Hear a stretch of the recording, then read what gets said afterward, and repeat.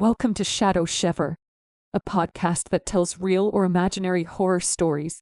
It's up to you, believe it. Welcome to Shiver. Here are 4 stories. For the no sleep subreddit. Number 1, I thought which isn't mine passes through my head. I have been ordered by my doctor to write down my observation on any thought that goes through my head that isn't my thought. I don't know why I get thoughts going through my head that aren't mine, but I really want to find out. I'm quite scared writing this, but it's definitely something that I have to do. Observation 1.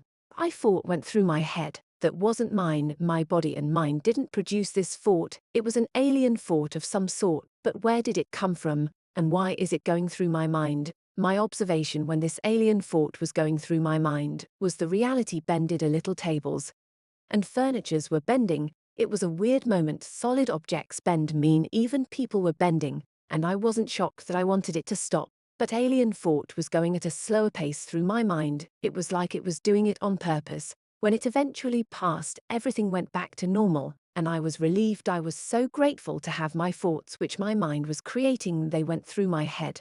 I started touching things, and there was the little heat being given off. Observation to an alien fog, which wasn't mine, was passing through my head. If it wasn't mine, then what was it, and why did weird things happen at the time this alien thought was passing through my head? People were dancing in impossible ways. They were not dancing in a sense, but we were moving so weirdly against the flow of nature. They were in the air and in other positions, which was not possible by our science. Then mother was screaming and laughing. Half her face was laughing while the other half was crying. This alien thought was taking its damn time to pass through my mind, and I was trying to force it to go faster by my willpower. It eventually passed, and everything went back to normal. I was sweating and breathing heavily. No one knew what just happened for a while, though it was as if I was able to see the after effects of what should have happened next. If this alien thought had stayed in my head much longer, it disappeared into the air. Observation 3.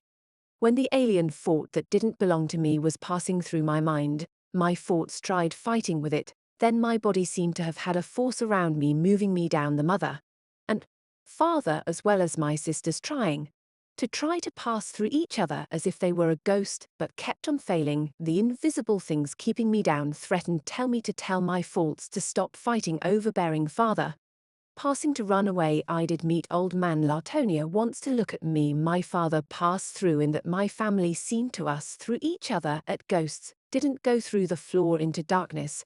Then when it passed, I returned to reality. But when I touched old things, it was like reality was taking its time to harden again. And I had observed that my reality seemed to be affected by this alien thought, which wasn't mine. Maybe it's from another reality, or some aliens may be sending it again. Nobody knows. Observation for what I observed this time when the alien thought was passing through my mind was that it hated me. It was causing me pain. And for some reason, I grabbed my mother's hand and started swinging her around in the air. And when I looked outside, everyone was swinging someone around. And then it changed to someone different. It was incredibly random and strange. I was in great pain the whole time.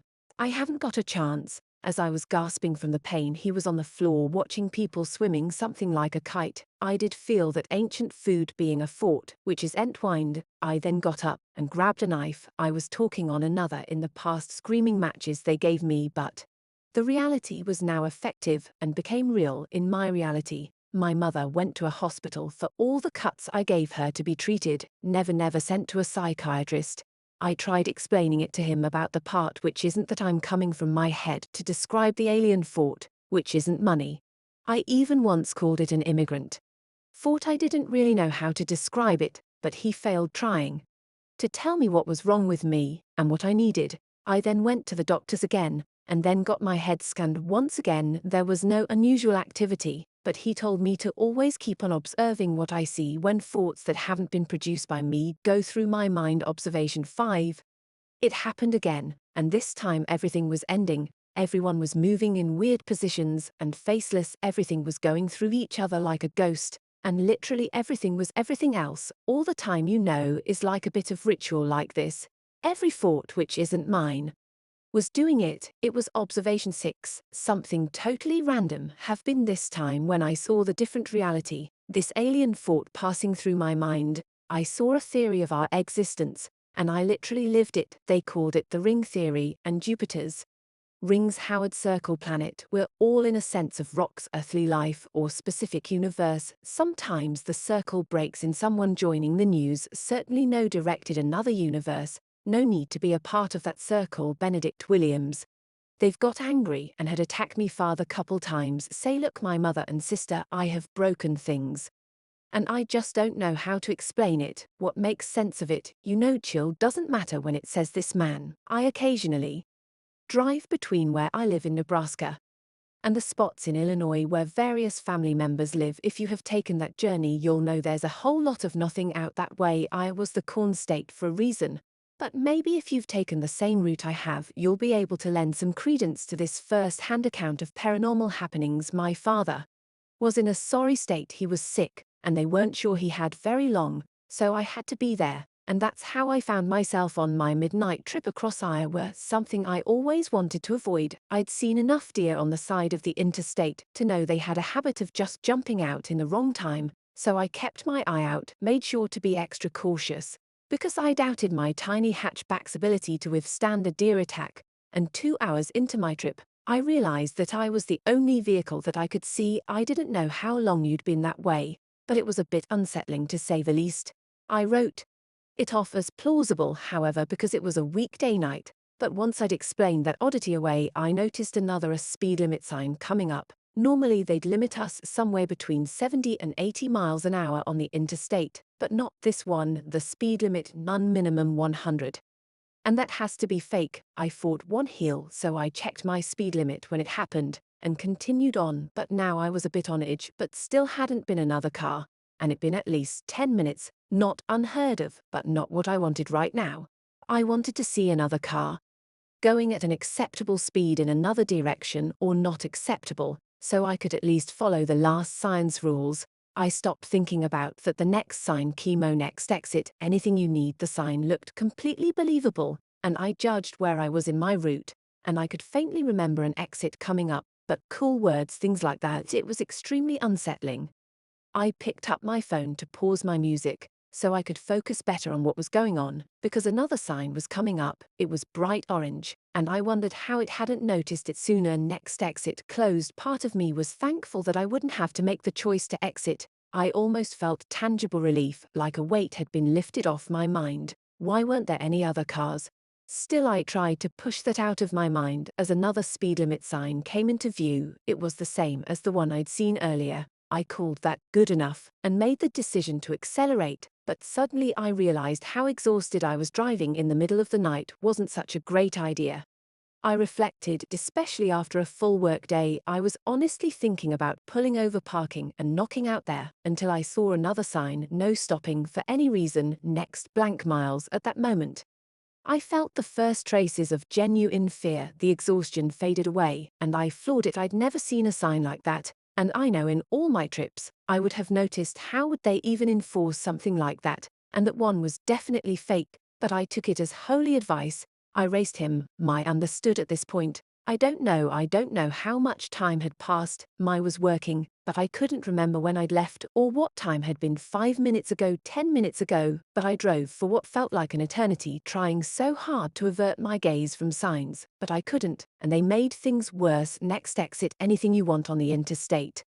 I was starting to panic. Stop, just I fought, or maybe shouted, stop, stop, stop, stop. I realized my music was too loud, but I'd remembered I turned my music off. I'd like to find the road to my phone, and then for my phone to the rearview mirror, and there, shrinking as I raced away from it, was a silhouette of a man with 2 long arms, and as you could see straight through where I should have been. I watched until I couldn't anymore, until it was just a speck way off behind me, and then I put my eyes back in the room down by my car. My windshield caught some blood, even though her whole body went under the car, bounced violently, worse than any bump I'd ever experienced. I was shuddering, shaking as I took my foot off the gas, thinking back. If I had hit the brake, I doubt I'd be recounting this to you. There on the side of the road was another sign, one of many, but I owe my life to no braking. When I put my foot back on the gas, I looked in the rearview mirror again. Once I realized I wasn't going to stop, it gave up a trade. It came off the ground as if someone above it was pulling it up by strings. It stood there and just stared, just like the one before that first one appeared alongside it.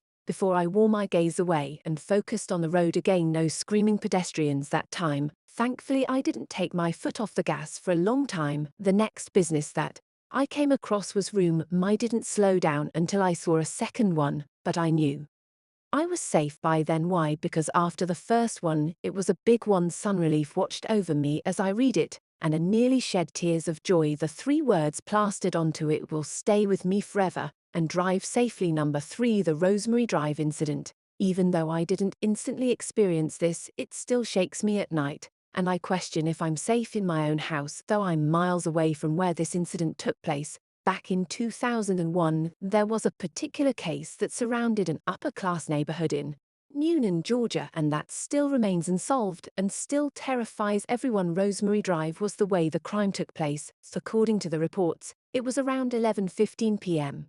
on November 28th, when neighbors started to hear strange sounds coming from one of the houses down the street. Some just thought it was a bunch of teenagers partying, but all of the lights were off in every house down the road. Fast forward to 12:35 a.m., where the neighbors are awoken to a guttural, indiscernible scream. People ran to lock their windows, but some rental locked their doors and fear that something horrible was taking place outside their house at this point, and the police were contacted and sent to search the area for evidence of anything suspicious. They went to each house, knocked on the door to see if the residents were okay, and just followed standard procedures. One family didn't answer the knocks. The police gave the officer requested backup after he claimed to have noticed something suspicious about the house. Having his partner checked, the remainder of the house's backup finally arrived 10 minutes later, with my uncle being one of the officers on the scene. They knocked again, searched through the windows and everything, but still no sight of anyone in the house. It was impossible to get to this second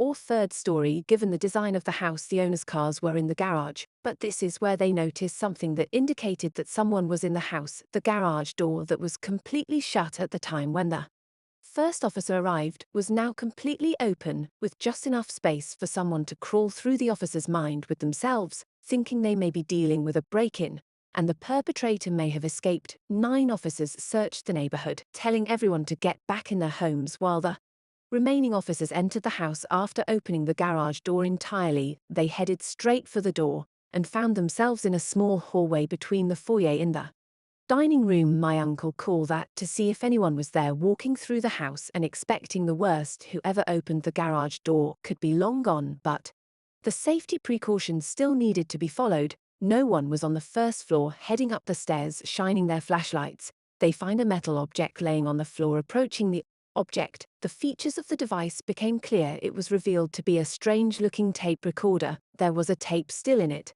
and reeked of some chemical that was freshly rubbed onto it. And the rest of the officers searched the remaining rooms of the house, with my uncle and the other officers staying, and listened to what was on the recording playing.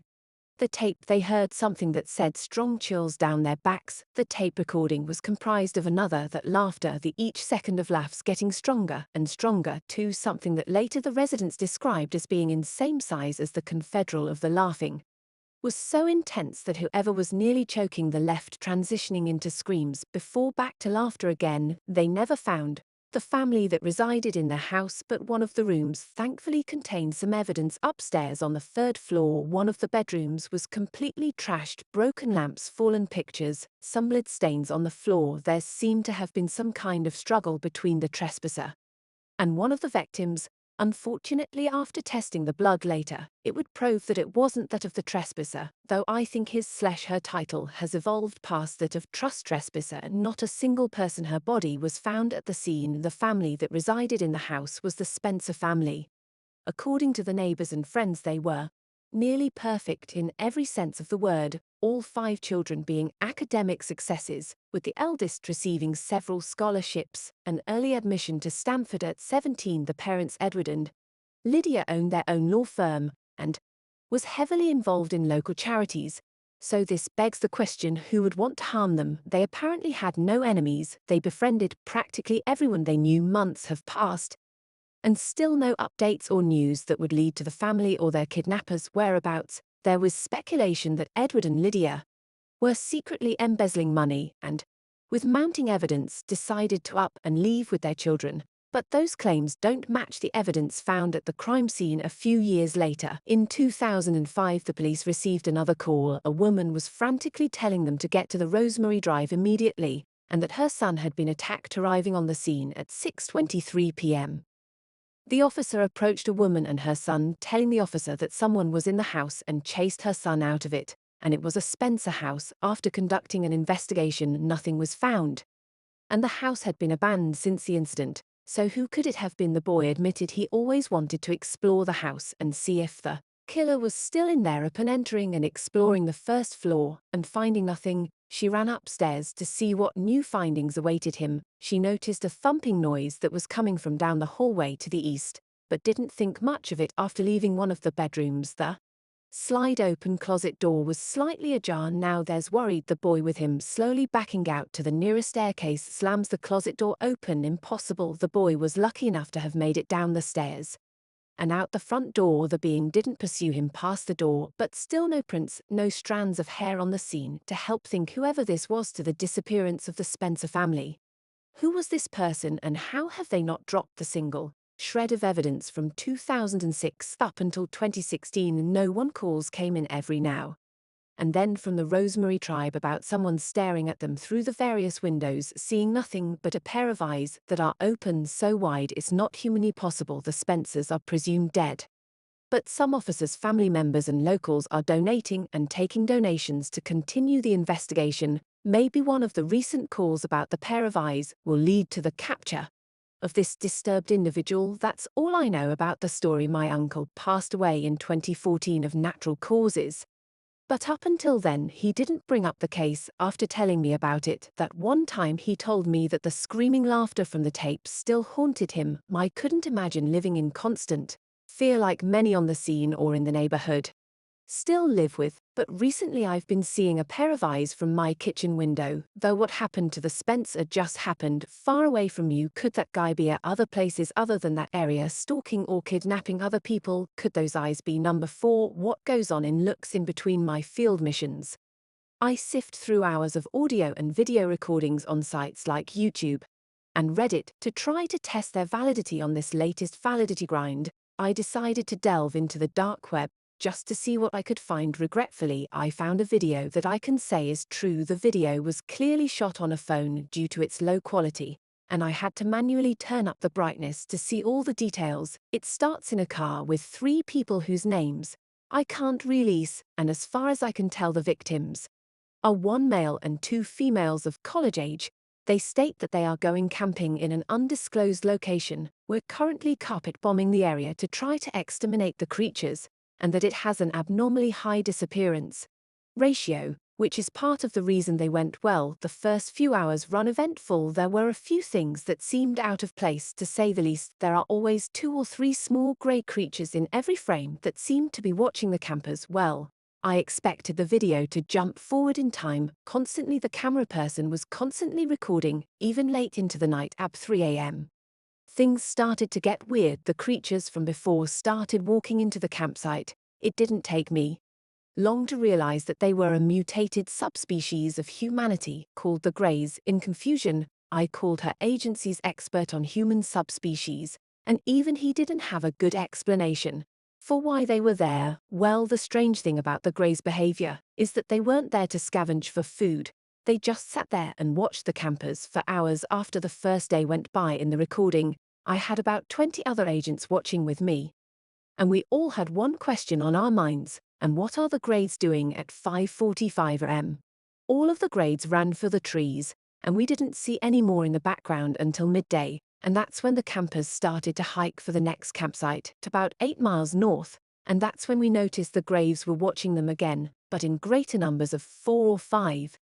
When the campers arrived at the next campsite, the Greys disappeared again and wouldn't return until 12 that night. When they came back, and they encircled the campers and began enchanting, is the best way I can put it. This went on for 2 hours, and then 3 Greys knelt down beside the campers and stayed that way until 6 o'clock. When the campers woke up, they were surprised to see that their mosquito bites formed in elaborate circles, and the folks didn't realize they were in danger. The next 2 days, the contrast steadily moved north, and the number of grades increased exponentially. On the 5th night, the campers met with some friends that were taking a different route. After exchanging greetings, they talked about the weird mosquito bites they had, and they stayed up well past 2 o'clock and got incredibly drunk. So they didn't even notice that they were being watched. Eventually, the campers passed out from the copious amounts of alcohol they had consumed, and that's when the Greys moved in. They quickly dragged off all the campers to some form of a hive. The campers were encased in gel and left for the next day. One by one, the campers woke up and began to panic about their situation. When all the campers were awake, the greens came back. An organic fort tube was pulled out of the wall and stuck into the other group of campers. Apparent orange liquid filled the tube, and the other group was left to watch their friends slowly and agonizing the change into grades. After a day, the other group of campers were cut down and joined the group of preys in another January. The original group cut down and led into the main cave. She managed to escape and make it several miles away from the cave. Her fatal mistake was to stop moving at night. As soon as she stopped, the grades were planar. They cut the tendons in her left leg and broke her spine. The next frame showed it hand grabbing her head and dragging him screaming away into the darkness. Looking up from the video, we called her director and told him what we just saw. The next day, we saw in the news a massive wildfire, and our director sent an email saying this situation had been taken care of. I only enjoyed. Thank you so much for listening. And if you liked this story, subscribe to our channel, leave a like, and see you next story.